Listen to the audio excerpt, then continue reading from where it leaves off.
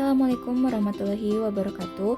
Perkenalkan, saya Karima Rizkia, CPNS Kementerian Agama Kabupaten Bandung, Angkatan 12, yang bertugas di MTSN 3 Bandung sebagai guru TIK.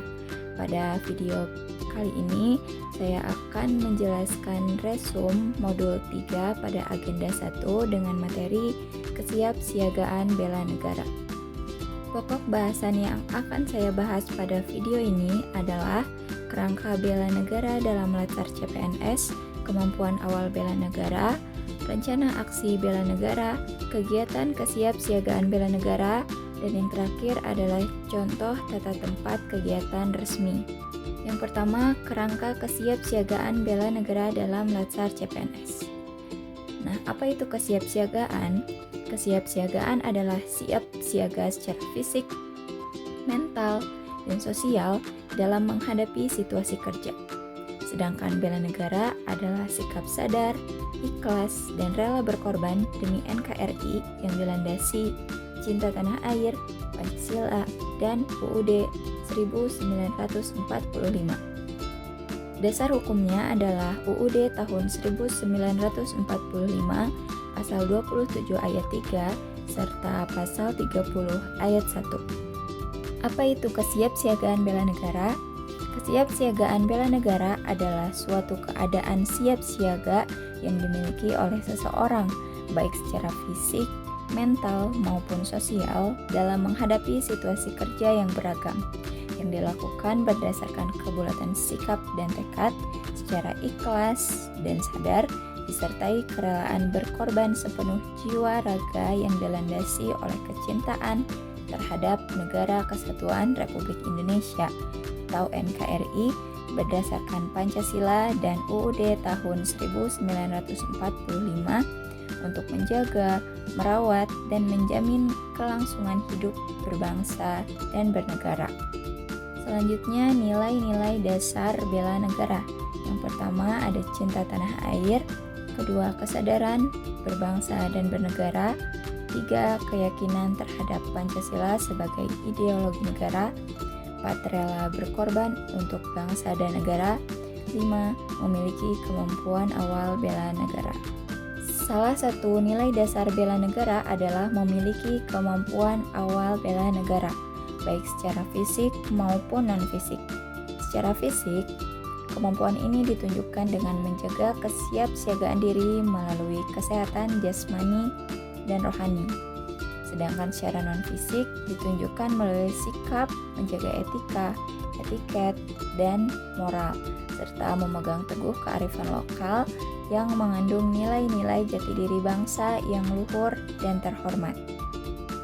Kesehatan jasmani adalah kemampuan tubuh untuk menyesuaikan fungsi alat tubuhnya dalam batas fisiologis terhadap kondisi lingkungan, sehingga seseorang mampu melakukan aktivitas sehari-hari tanpa merasa kelelahan yang berlebihan, misalnya dengan menerapkan pola hidup sehat. Kesehatan mental berkaitan dengan sistem kendali diri yang baik. Salah satu cara menjaganya adalah dengan memelihara otak yang lebih dari sekedar memastikan otak dalam kondisi normal. Yang kedua, kesiapsiagaan jasmani dan mental. Kesiapsiagaan jasmani adalah kesanggupan seseorang dalam melakukan tugas atau aktivitas fisik dengan baik dan efisien. Misalnya, lari 12 menit, push up, sit up, pull up, dan berenang. Kesiapsiagaan mental adalah kemampuan memahami kondisi dan perkembangan mental serta proses penyesuaian diri terhadap berbagai tuntutan.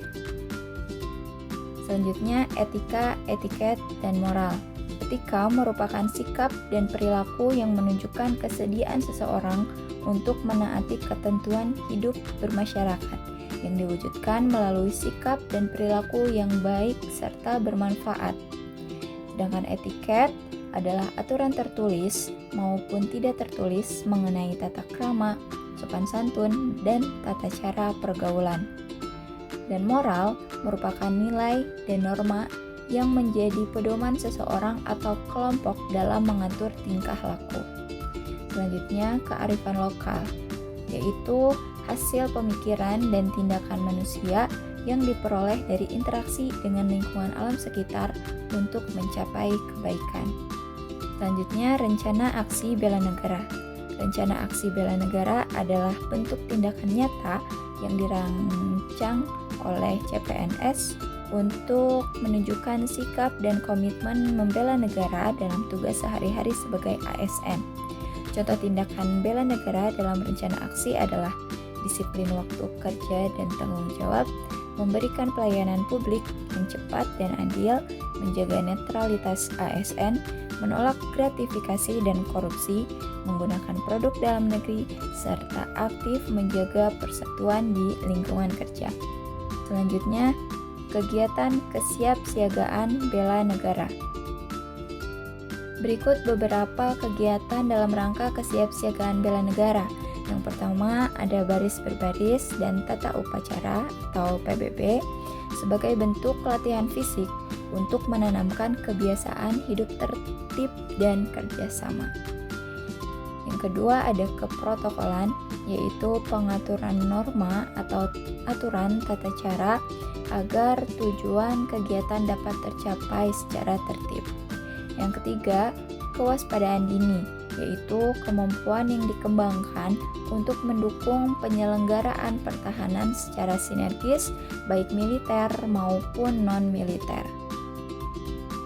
Yang keempat, membangun tim, di mana peserta Latsar CPNS mendapatkan pembekalan melalui berbagai permainan yang bertujuan untuk membentuk tim yang efektif dan solid.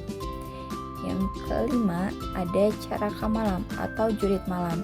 Ini bertujuan untuk menanamkan disiplin, keberanian, semangat, loyalitas, dan kemampuan peserta dalam melaksanakan tugas. Dan yang terakhir atau yang keenam adalah Api Semangat Bela Negara atau ASBN. Dilakukan melalui kegiatan Api Unggun untuk mendidik dan melatih keberanian serta meningkatkan kepercayaan diri. Selanjutnya adalah tata tempat kegiatan resmi. Terdapat beberapa aturan dasar tata tempat dalam kegiatan resmi, antara lain yang pertama, orang yang berhak mendapat tata urutan yang pertama adalah mereka yang mempunyai jabatan tertinggi. Yang bersangkutan mendapatkan urutan paling depan atau paling mendahului. Yang kedua, jika menghadap meja, maka tempat utama adalah yang menghadap ke pintu keluar dan tempat terakhir adalah tempat yang paling dekat dengan pintu keluar. Aturan yang ketiga, pada posisi berjajar pada garis yang sama, tempat yang terhormat adalah 1.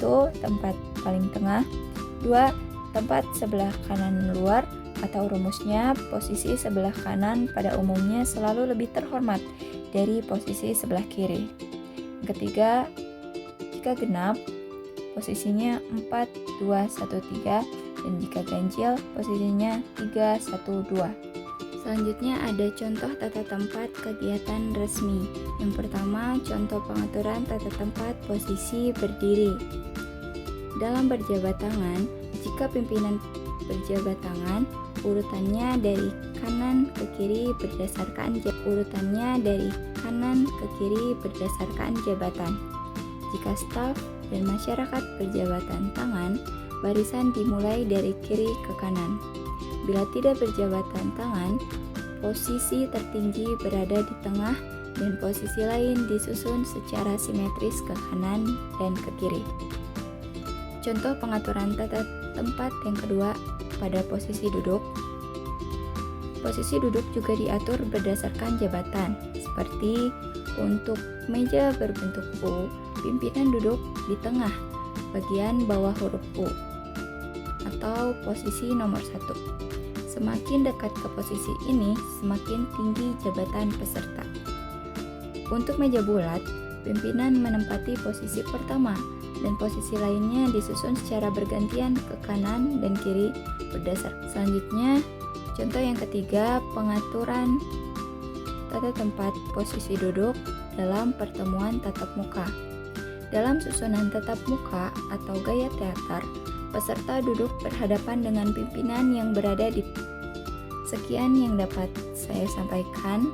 Terima kasih telah menonton video ini. Assalamualaikum warahmatullahi wabarakatuh.